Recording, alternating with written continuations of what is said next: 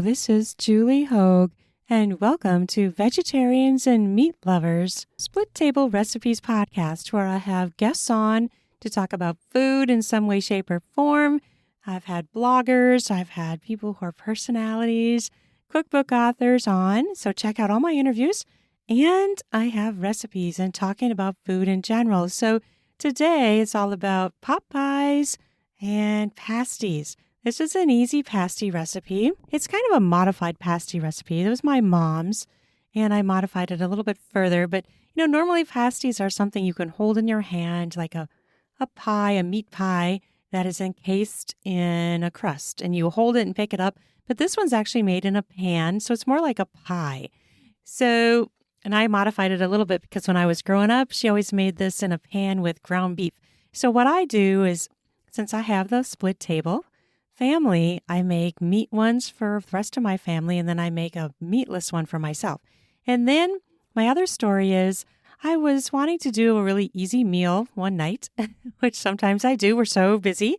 And I was getting frozen pot pies. Now, sometimes I can find vegetarian frozen pot pies, but I looked and looked and looked, and I could not. And I had already bought all of the meat ones for my family. So I'm like, okay, what am I going to do for myself? Do I have something totally separate? Or am I going to be able to join in and have a pot pie myself? So necessity is the need for invention, right? So I created my own little easy veggie pot pie recipe right on the spot with things I actually already had in my home, in my pantry, in my fridge. And it worked out really, really well. So I'm really excited about that because I always love easy meals. And if I can find things that I already have in my pantry, sometimes that's the best way because sometimes I'm not the greatest about creating my grocery list, right? I don't know about you guys, but sometimes it gets to be a bit of a challenge, and sometimes I just fall flat. And so this worked out really well. So I'm going to start with the easy veggie pot pie one because I have that recipe right in front of me. I'll put this down in the podcast show notes as well because it's just easier to refer back to if you'd like to make this. So this one is really just so easy, and I just happen to have all of these ingredients, and so it just worked out perfectly. And then when I made it and ate it, I'm like, this is good, and it's easy, it's simple. It's just normal ingredients I had around my house. So the easy veggie pot pie. So 1 pie crust, 2 baked potatoes. I cooked them in the microwave and then cut the skins off. I mean, if you already have some left over or something, that works perfect too. 1/2 cup of baby carrots cooked in the microwave and then cut up. So again, I did that microwave usage. 10 ounces of frozen mixed vegetables. 1 can of cream of mushroom soup. Oh, and then cook the vegetables, the mixed vegetables, cook those in the microwave. And I had one of those bags where you can cook it in the bag in the microwave. And then 1/4 cup skim milk, 1/8 teaspoon black pepper, and then 1/4 teaspoon dried sage leaves. And I mixed all that stuff together and I topped it with the crust. I used a pie pan. I cooked it for about 30 to 40 minutes at 400 degrees. And I did score the top of it with a slit, like people do with pies. And then it was done when the gravy was bubbling and the crust was golden. And since all the vegetables get cooked ahead of time, you're not going to be worried about having, those raw veggie bites. So sometimes I hate that when the veggies are raw or too firm. Sometimes it's okay, depending on the dish, to have a little bit of crisp veggies. But in a pot pie, you want them cooked, right? You want them thoroughly cooked. So that's the key. And this is obviously easily something you could add meat to, cooked meat that you already have. So you could make it into a meat one if you wanted to. Very, very easy to do. But I just happen to have potatoes. I had baby carrots. I had fresh baby carrots. I had the frozen mixed veggies. And I had a pie crust because often those pie crusts come in 2 packs. I used a prepared pie crust. I didn't make one. It just worked out so well. I'm like, oh my gosh, I have all these ingredients and it works out perfect. So, hey, sometimes when you need something, you can get something quick just by using stuff in your pantry.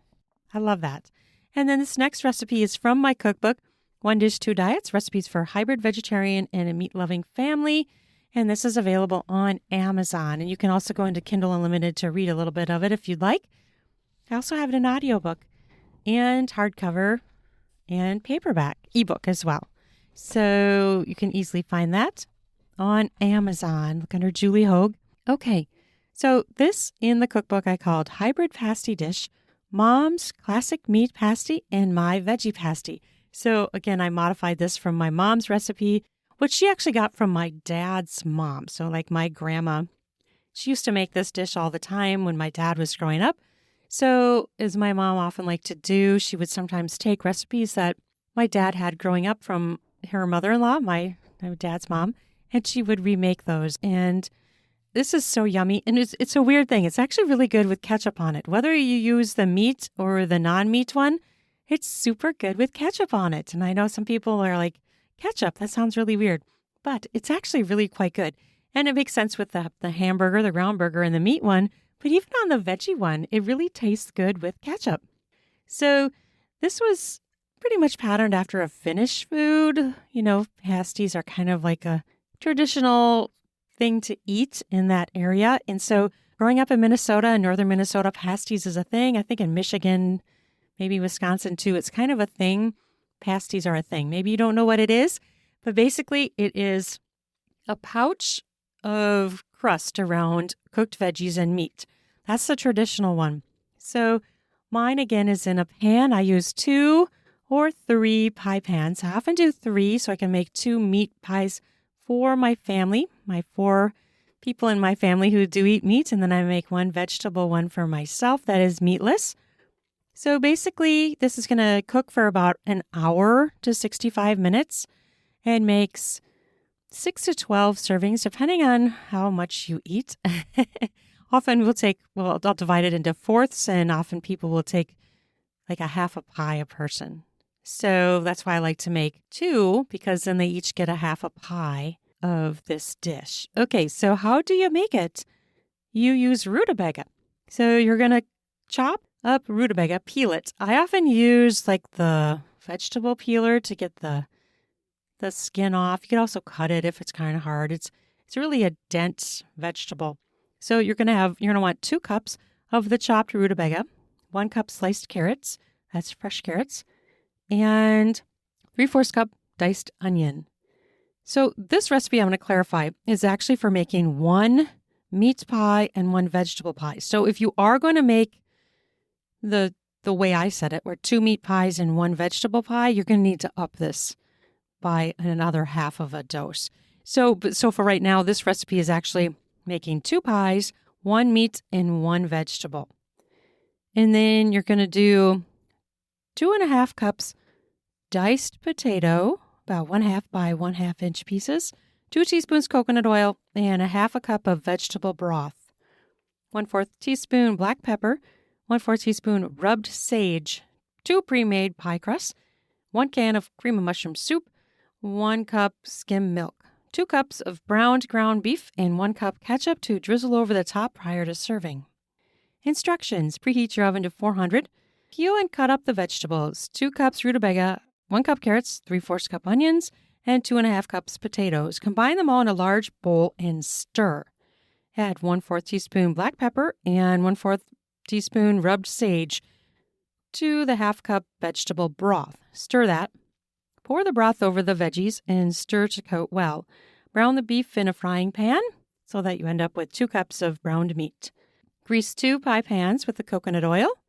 I use about a teaspoon per pan. I usually just get like a paper towel and smear it around the bottom surface of the pie pan.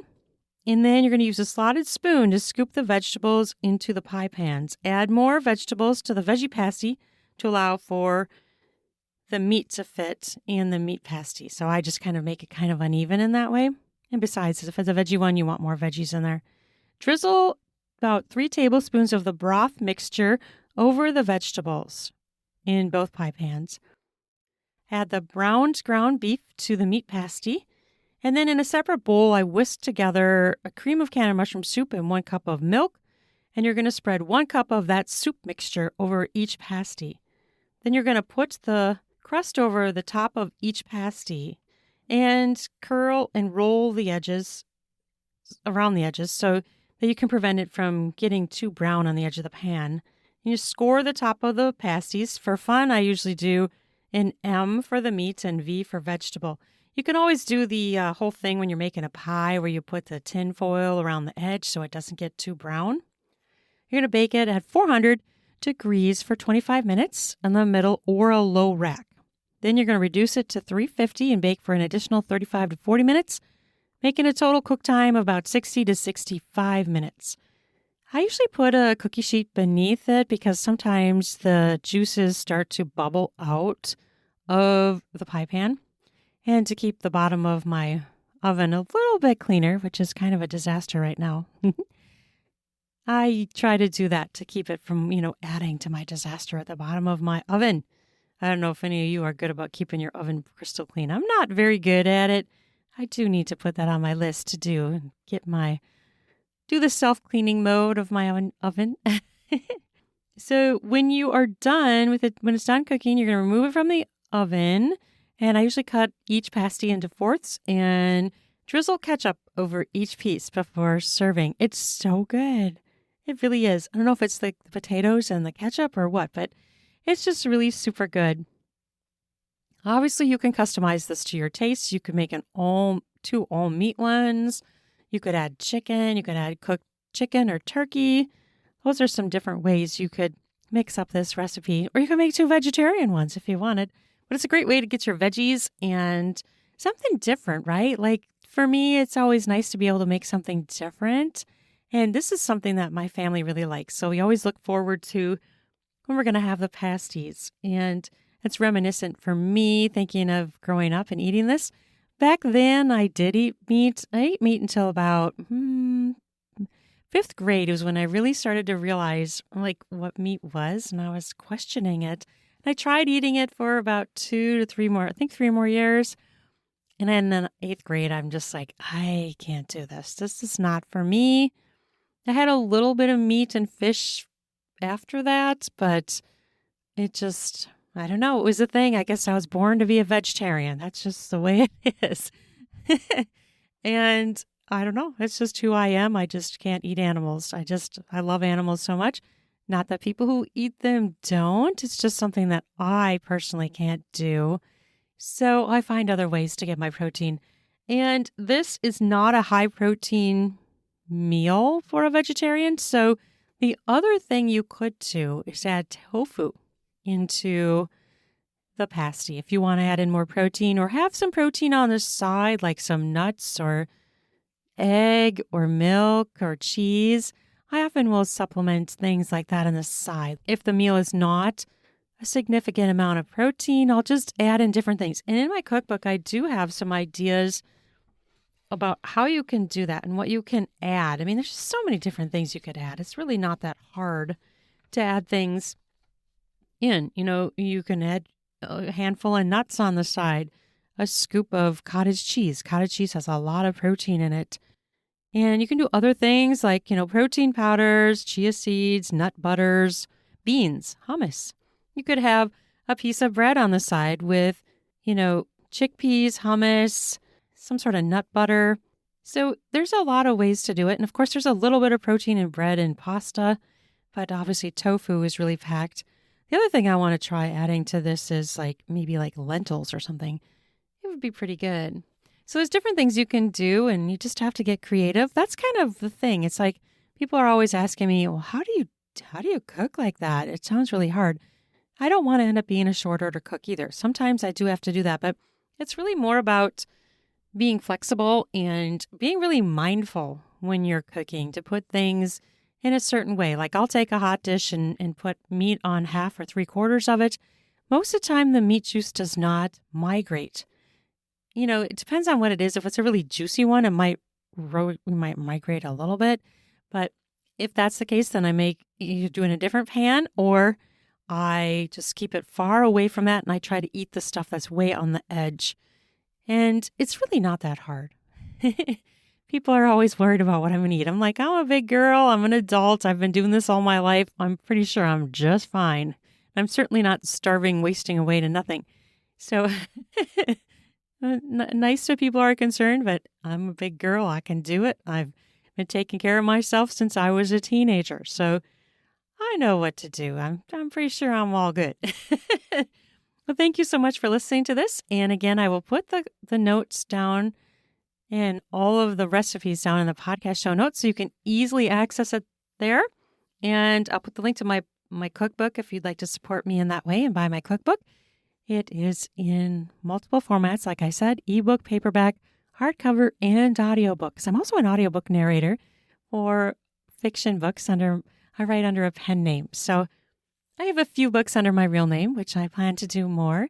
But so I have a lot of experience doing audio. And so I thought, I don't know how many people want an audio cookbook, but hey, somebody might. So it's there if anybody ever wants it. And it's just so nice too to be able to I like having a physical book too, so you can just open it up on your counter and leave it there, cook right from the cookbook. It's kind of just, I don't know, it's just easier to refer to. Not that it's bad on your phone or anything, that works too, or your tablet, but it all depends on what you like, right?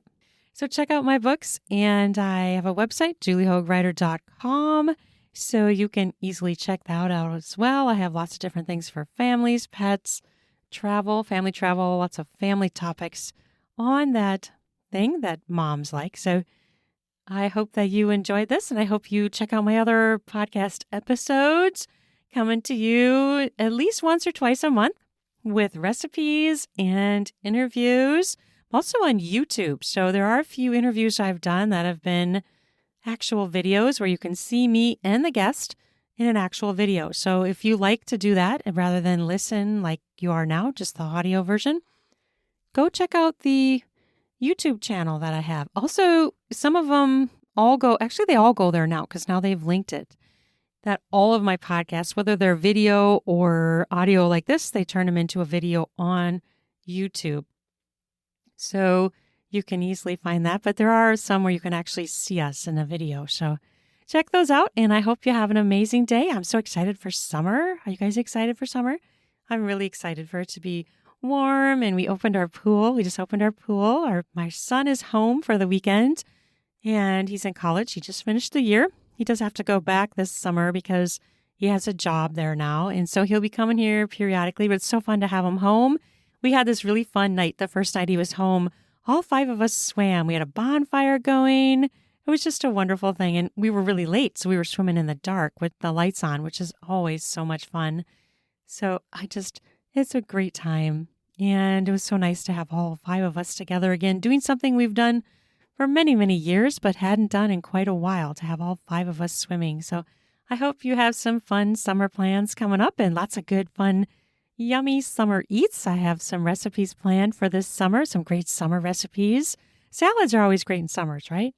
And I love the whole pasta salad thing where it's already prepared and you can just pull it out and plop it on the counter and be like, hey, let's have something easy, like do some wraps and have a pasta salad on the side, stuff like that. Or pasta salad with grilling, lots of grilling options too. So stay tuned for more awesome, yummy stuff coming up. And thanks for listening. Please follow my podcast and give me a rating, a review, share it to help me grow. Thank you so much for listening, and you have an amazing day. Love ya. Bye-bye now.